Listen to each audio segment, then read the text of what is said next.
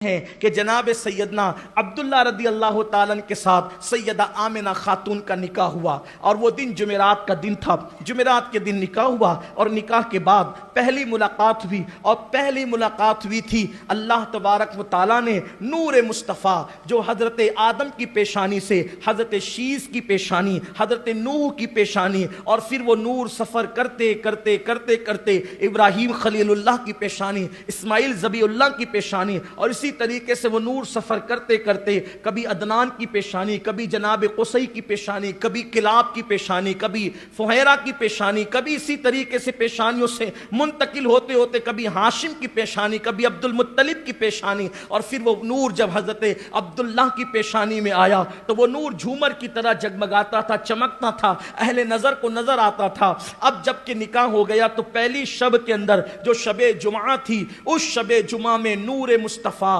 صلی اللہ علیہ وآلہ وسلم حضرت عبداللہ کی پیشانی سے نکل کر حضرت سیدہ آمنہ خاتون کے شکم میں منتقل ہوا۔ اللہ رب العزت نے جن اسلاف کا انتخاب کیا، یعنی جن پشتوں کا انتخاب کیا نور مصطفیٰ کے لیے، جن شکموں کا، جن پیٹوں کا انتخاب کیا نور مصطفیٰ صلی اللہ علیہ وآلہ وسلم کے لیے، وہ ہر دور کے اندر جو ہے وہ شان والے تھے، مقام والے تھے، مرتبے والے تھے، عزت والے تھے، عروج والے تھے، اعلیٰ حسب تھے، اعلیٰ نسب تھے، اہل اللہ تھے۔ تو جب نور محمدی شب جمعہ میں سیدہ آمنہ کے شکم میں آیا، اس وقت کیا ہوا؟ جب نور منتقل ہوا تو اللہ کے منادی نے اعلان کیا، اے زمین والو، آسمان والو، مبارک وہ نور جس کے ظہور کے لیے لوگ ہزار سال سے منتظر تھے، اب وہ اپنی ماں کے پیٹ میں جلوگر ہو گیا ہے۔ اب ٹھیک 9 ماہ کے بعد وہ نور اپنے پوری شان و شوکت کے ساتھ ظہور پذیر ہوگا۔ حدیث پاک میں آتا ہے کہ جب وہ نور محمدی سیدہ آمنہ خاتون کے شکم میں آیا، مشرق کے جانور اور چرند پرند اور درندے مغرب کے جانوروں کو مبارکباد دینے لگے۔ تھوڑا توجہ سے سننا، مشرق والے جانور مغرب والے جانوروں کو مبارکباد دینے لگے، مغرب والے جانور مشرق والے جانوروں کو مبارکباد دینے لگے۔ جنگل کے وحشی درندے ایک دوسرے کو مبارکباد دیتے تھے، مبارک ہو وہ آنے والا جس کے لوگ منتظر تھے اور وہ منتظر تھا، نبی یہ منتظر وہ آنے والا ہے، اب شکم مادر میں آ چکا ہے، جلد ہی اس کا ظہور ہوگا۔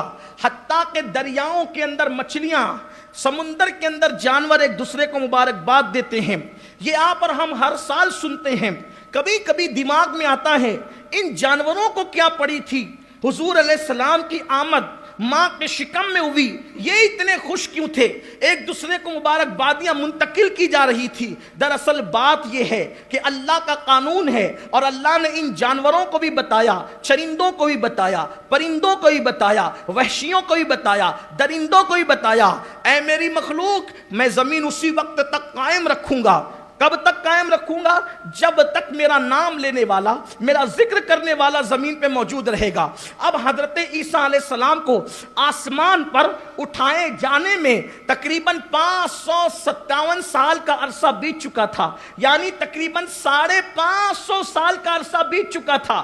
اب حضرت عیسیٰ نے جو ماحول بنایا تھا اللہ کے ذکر کا، وہ کم سے کم ہوتا جا رہا تھا۔ تو ادھر جانوروں کو اپنی جان کی پڑی تھی کہ یا اللہ، اب جب ذکر کرنے والے ختم ہو جائیں گے تو قیامت قائم ہو جائے گی، اور قیامت قائم ہو جائے گی تو ہماری نسلیں بھی ختم ہو جائے گی، ہم بھی ختم ہو جائیں گے۔ تو ادھر جانور سانسیں گن رہے تھے کہ ادھر ذکر اللہ کرنے والے ختم ہوں گے اور ادھر کائنات ختم ہو جائے گی، لیکن ابھی ادھر اللہ اکبر ذکر اللہ کرنے والے ختم ہونے والے ہی تھے کہ اللہ کا ذکر بن کر آمنہ کے شکم میں نور مصطفیٰ آیا۔ تو اس وقت ان کو گویا کہ جان جاتے جاتے جان میں جان آ گئی، اور وہ ایک دوسرے کو مبارکباد دینے لگے۔ قیامت نہیں آئے گی اس لیے کہ اب تو جان عیسیٰ تشریف لا رہا ہے۔